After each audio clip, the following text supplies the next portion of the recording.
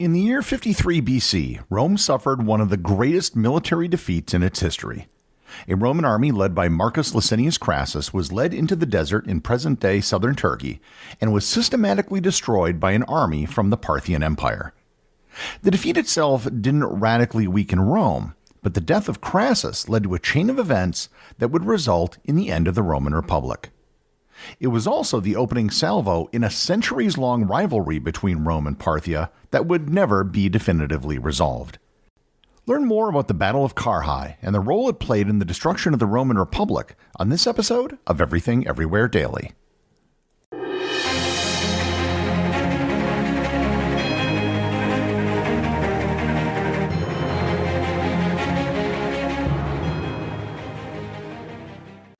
This episode is sponsored by ButcherBox. I've told you before about my many forays into cooking with ButcherBox meats, and today I want to tell you about my latest adventure, meatloaf. I know meatloaf doesn't sound very sexy, but I've never made a meatloaf before, and it actually wasn't very hard. I took 2 pounds of ButcherBox ground beef, added 2 eggs, some chopped bacon, and some shredded cheese. I mixed it well, put it in a meatloaf container, and cooked it in my air fryer till it hit an internal temperature of 160 degrees. Came out great my first try. The center of the dish, of course, was ButcherBox ground beef. High-quality, grass-fed, grass-finished beef that was delivered directly to my door. And if you're interested in the highest quality beef, chicken, pork, and seafood, then you definitely need to check out ButcherBox. Sign up for ButcherBox today by going to butcherbox.com/daily and use code DAILY at checkout and enjoy your choice of bone-in chicken thighs, top sirloins, or salmon in every box for an entire year. Plus, get $30 off. Again, that's butcherbox.com/daily and use code DAILY. Did I hear you're shopping for a car? Because I've been at it for ages. Ugh, such a time suck, right? Not really. I bought it on Carvana. Super convenient. Oh, then comes all the financing, research, am I right? Well, you can, but I got pre-qualified for a Carvana auto loan in like 2 minutes. Yeah, but then all the number crunching and terms, right? Nope. I saw real numbers as I shopped, found my dream car, and got it in a couple of days. Wait, like you already have it? Yep. Oh. Go to Carvana.com to finance your car the convenient way.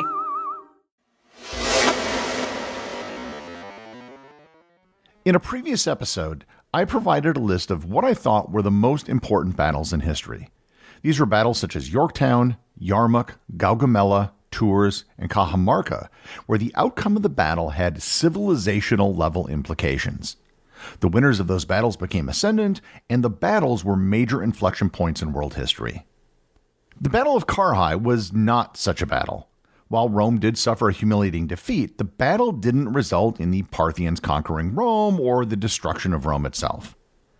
The reason why the Battle of Carrhae is of interest is due to the defeat itself, which was an embarrassing disaster for Rome, and because of the chain of events it put into play, which eventually did result in the end of the Republic and the birth of the Roman Empire. There are 2 threads of this story that we need background on before we can tie them together. And the first thread is that of Parthia. Parthia was the successor state to the Seleucid Empire, which in turn arose from the Macedonian conquest of the Achaemenid Empire, which is known as the Persian Empire. I covered the various Persian empires that succeeded each other in a previous episode. The Parthian Empire emerged in about the mid-3rd century BC, eventually becoming a significant power in the Near East. Rome, after consolidating its powers in the Mediterranean, started encountering Parthia during its eastern expansion. By the 1st century BC, Rome had completed their conquest of much of the Middle East along the coast of the Mediterranean, culminating with the capture of Jerusalem in 63 BC. While Rome had known about and had relations with the Parthians for about 2 centuries, it wasn't until about this point that the Roman conquest had brought the borders of the Roman Republic up to the borders of the Parthian Empire. Early relations between Parthia and Rome were kind of a mixed bag. Alliances were proposed, but fell apart. Around 66 BC, the 2 realms participated in a joint invasion of Armenia, and then later argued about their border in the Levant. The important thing to know is that both Rome and Parthia were expanding towards each other, but at least by the year 60 BC, there hadn't been any major hostilities between the 2 realms. The second thread of this story is in Rome, and it centers on the main protagonist, Marcus Lucinisu Crassus. If the name Crassus sounds familiar, it's because it's been mentioned in several previous episodes. Crassus was arguably the richest man in the late Roman Republic. Crassus amassed his fortune through real estate speculation, slave trading, and exploiting the prescription lists that were put out by the dictator Sulla. Crassus used his wealth to gain influence in Rome. It was common at the time for wealthy men to serve as patrons for clients. They would fund their campaigns for office and pay some of their debts, and in exchange, the clients would use their position to enact laws favorable to their sponsor or to provide other favors. Given his extreme wealth, this made Crassus very powerful. However, wealth wasn't everything in Rome. The late Republic was a period when great ambition was encouraged among the Roman elite. The two things that every Roman upper-class man of this period sought were the twin concepts of auctoritas and dignitas. Dignitas is a hard-to-define concept because it doesn't translate directly into English, but it's a combination of respect, prestige, and reputation. One of the most important ways that a Roman man could accrue auctoritas and dignitas was through military glory. As I covered in a previous episode, Crassus's chief rival was Pompey Magnus, who had earned his fame through a series of military victories in the East. In the year 73 BC, Crassus had an opportunity to achieve military glory. A gladiator named Spartacus led a massive slave uprising, and Crassus led an army to put down the revolt. The problem was, even if he was successful and saved Rome, it wouldn't have been considered a great victory because he just beat a bunch of slaves. And even worse, when the uprising was finally defeated, his rival Pompey showed up to take much of the glory. After the war in the year 70 BC, Crassus and Pompey served together as consul, and the two did not get along. Eventually, in the year 59 BC, one of Crassus's clients, a guy named Julius Caesar, brought Crassus and Pompey together. He proposed that the two of them put aside their differences and that the three of them rule Rome together. And we call this period the First Triumvirate, and it was a wholly unofficial and extra-legal arrangement. However, at least from the perspective of the three men involved, it worked extremely well. They could get all the laws they want passed and control the Roman government. In 59 BC, Caesar was consul, and after his year in office was appointed the proconsul of Gaul. While in Gaul, he won many military victories, expanded Roman territory, and in the process became extremely wealthy and incredibly popular. Caesar's success as the junior member of the partnership left Crassus with arguably the least amount of dignitas of the three, having never had any major battlefield success. Crassus knew that if he wanted to truly have the respect of Rome, he needed military glory. His opportunity arrived in the year 53 BC, when Caesar's proconsulship of Gaul was extended by 5 years, and as part of the deal, Crassus became the proconsul of Syria. He was 62 years old, a very advanced age for ancient Rome. Syria was one of the richest provinces in Rome, and Crassus wanted the appointment because it was the perfect launching point for an invasion of Parthia. Parthia not only offered the potential for territorial conquest and military glory, but also wealth. The time also seemed to have been favorable as the Parthian leadership was in flux. In 57 BC, King Pherodes III was killed by his two sons, Orodes II and Mithridates IV. They then fought for the throne between themselves, with Orodes emerging victorious.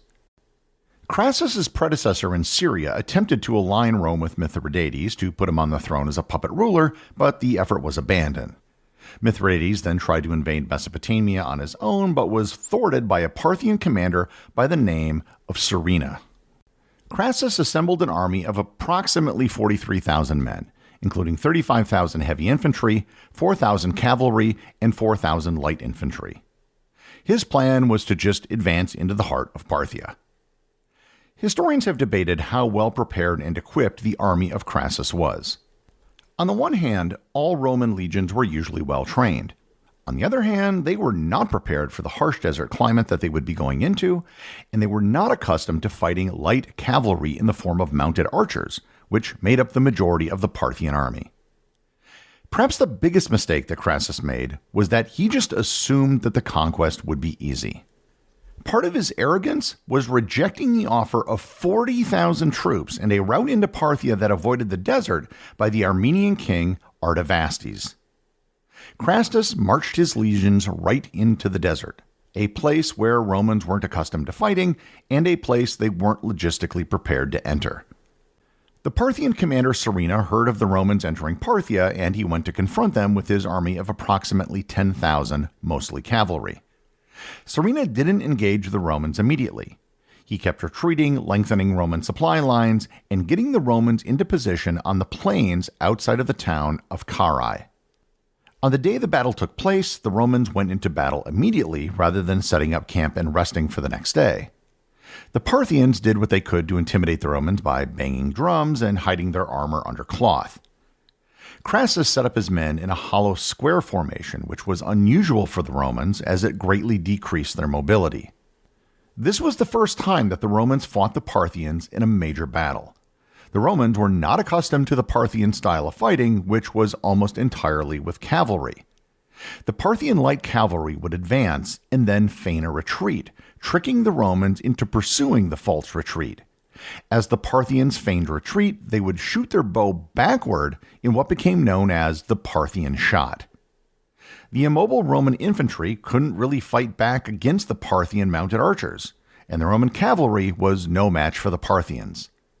Eventually, the Parthian cataphracts, their heavy cavalry, attacked and broke the Roman lines, causing the Roman positions to fall apart. Crassus' son was killed in an attempted counterattack, which only demoralized the Romans even further. The Romans had never seen anything like this before. The Parthians were mowing them down, and the Romans could barely touch them. This went on all day, and eventually Crassus ordered a general retreat to the town of Carrhae. Crassus had proven himself to be a terrible field commander. The next morning, Serena offered a parley with Crassus and offered to allow the surviving Romans to leave on the condition that they give up all of their lands east of the Euphrates.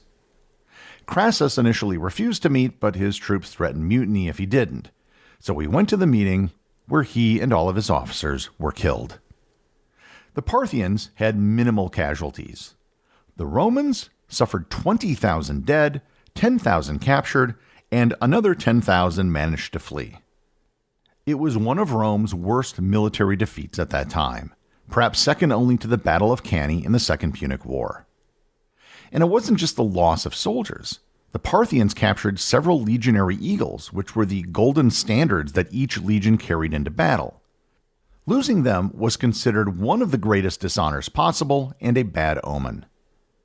The biggest fallout from the battle was the death of Crassus. With Crassus gone, the triumvirate fell apart. Without its third member, nobody could be checked by the other two. Caesar and Pompey eventually began to feud, which resulted in a civil war, which resulted in Pompey's death and Caesar's establishment as dictator for life, which was the effectual end of the Republic.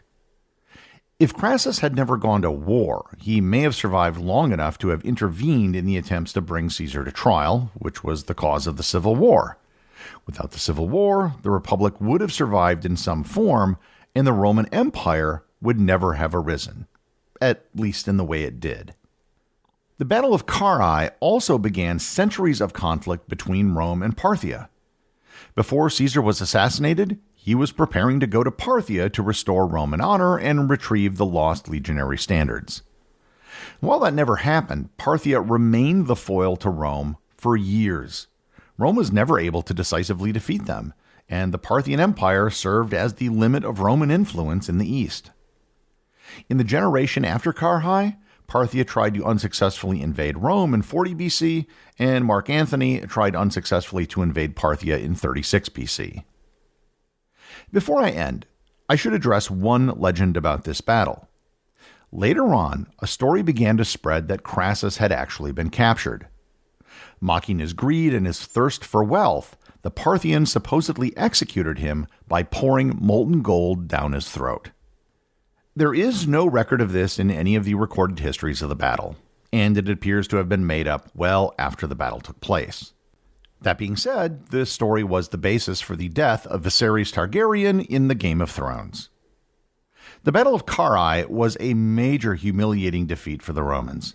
They had never experienced a fighting force like the Parthians, who extensively used mounted archers. The battle was a foreshadowing of what other European armies would experience at the hand of the Mongols over 12 centuries later.